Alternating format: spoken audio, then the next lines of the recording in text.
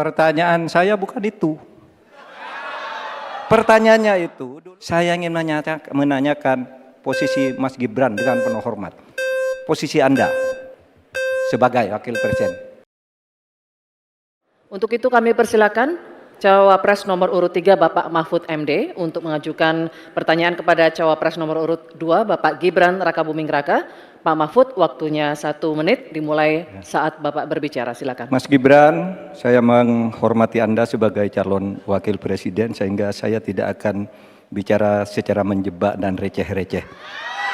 Saudara, pada tanggal 17 Februari 2019 dalam sebuah debat calon presiden, itu Pak Prabowo mengatakan bahwa Pak Jokowi itu menyampaikan tidak akan mengimpor komoditas-komoditas pangan jika nanti terpilih presiden.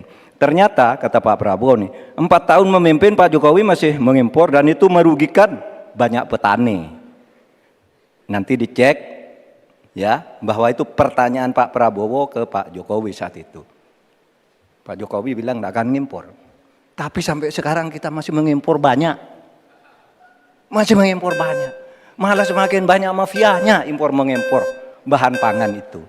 Nah itulah sebabnya apa usul Anda untuk menyelesaikan masalah 5 tahun lalu ini. Ya. Baik.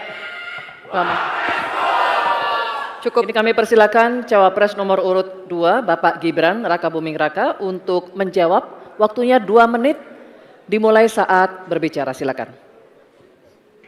Sepertinya Prof. Mahfud agak ngambek ya, soalnya saya sudah 2 kali memberikan pertanyaan yang sulit. Carbon capture, greenflation, selalu dikomenin pertanyaan receh. Ya kalau receh ya dijawab Pak, itu loh, segampang itu. Oke, masalah pangan, masalah impor. 2019 sampai 2022 kita sebenarnya sudah swasembada beras. 2023 ada impor karena El Nino Pak. Dan ini terjadi di sebagian besar di belahan dunia Pak. Kuncinya sekarang adalah bagaimana kita bisa bekerja sama melakukan ekstensifikasi, intensifikasi lahan di tingkat desa sampai tingkat nasional secara efektif. Pupuk itu kunci. Makanya kemarin ada pabrik pupuk di Fak-Fak. Ini kunci untuk meningkatkan produktivitas. Lalu mekanisasi. Ini kalau tidak ada mekanisasi, produktivitasnya tidak akan meningkat. Ada combine harvester, ada RMU. Ini wajib untuk meningkatkan produktivitas sekaligus mengurangi food loss atau food waste.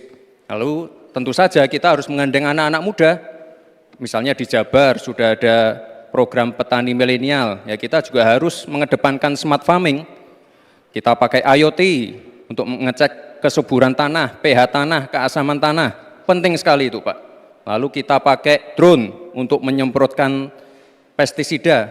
Jadi memang yang namanya food estate, lahan pertanian itu adalah program jangka panjang Pak. Jadi tidak bisa dijudge sekali panen, 2 kali panen, 3 kali panen. Panen pertama, kedua, ketiga itu pasti tidak pernah 100%. Ini yang petani pasti paham. Baru nanti panen ke-6, ke-7, ke-8 baru akan kelihatan seperti apa hasilnya. Itu Pak, terima kasih dan mohon maaf sebelumnya Pak. Waktunya habis, terima kasih. Cukup. Bapak Ibu cukup. Baik, kita lanjutkan dulu.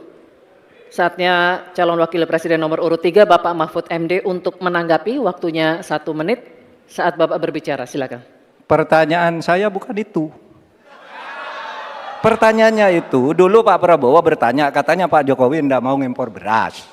Lalu sekarang faktanya, per hari ini, catatan data ini harus dibaca ini. Impor kedelai 2 juta ton, susu 280 juta ton, gula pasir 4,1 juta ton, beras 2,8 ton, daging sapi 160 juta ton.